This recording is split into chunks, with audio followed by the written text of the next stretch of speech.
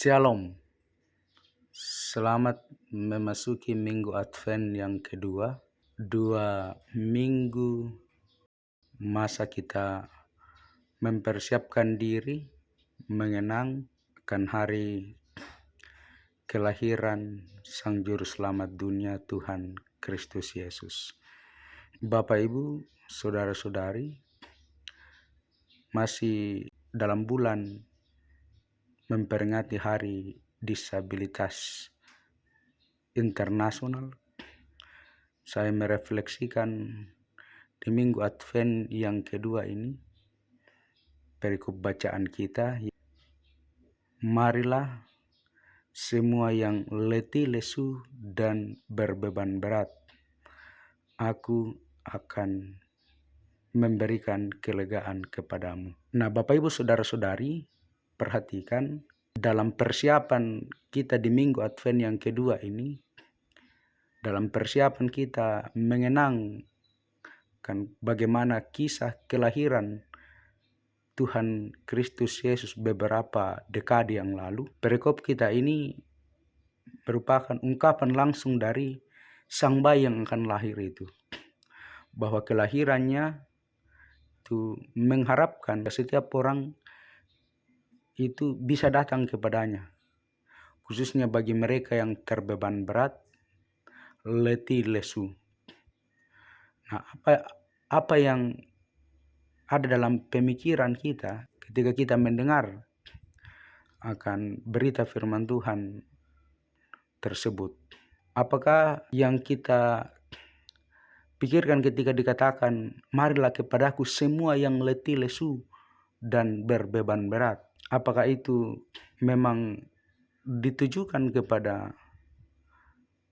hanya orang yang sakit, orang yang terhimpit ekonomi, orang yang bermasalah dalam rumah tangga, orang yang mencari keselamatan, kesembuhan? Tentu saya sepakat bahwa itu juga memang terjadi. Itu juga yang dimaksudkan, bahwa semua itu adalah kategori letih lesu dan berbeban berat. Tapi apakah kita pernah berpikir bahwa yang tergolong dalam nats yang dikatakan semua yang letih lesu ini juga termasuk kepada saudara-saudari kita yang penyandang disabilitas? Apa kita tidak pernah membayangkan bahwa justru mereka itulah yang letih lesu dan berbeban berat? Apa yang mau saya bagikan dan refleksikan Bapak Ibu? Saya bersyukur pernah merasakan bagaimana itu hidup normal, dalam tanda petik normal, tidak memiliki keterbatasan jasmani dan juga psikis.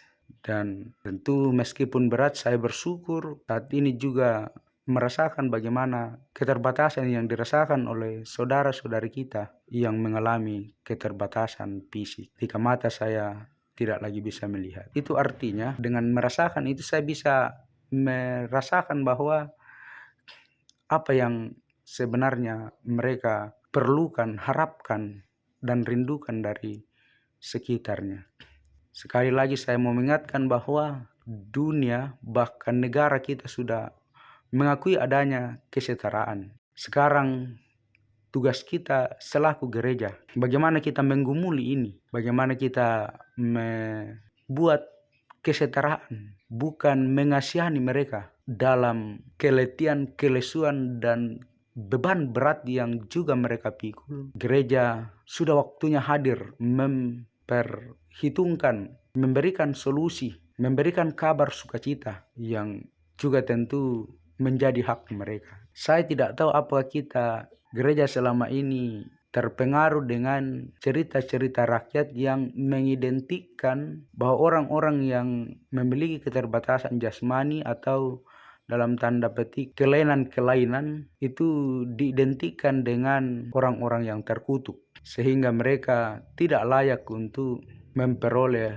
hak yang sama, kesetaraan dari gereja itu sendiri. Karena saya banyak mendengar bahwa memang cerita rakyat dahulu itu ketika ada anak raja, anak bangsawan, yang lahirnya tidak normal, nah itu biasanya diasingkan, bahkan tidak jarang dibuang, dibunuh, dimusnahkan. Karena itu dianggap sebagai suatu malapetaka, suatu kutukan yang bisa membuat aib di dalam masyarakat, di negara, atau di kerajaan yang dia pimpin. Mudah-mudahan gereja tidak jatuh pada pemahaman tersebut. Mohon maaf kalau mungkin teologi saya ini masih rendah karena dasar pendidikan saya memang tidak seberuntung teman-teman yang bisa mengenyam master dan doktor.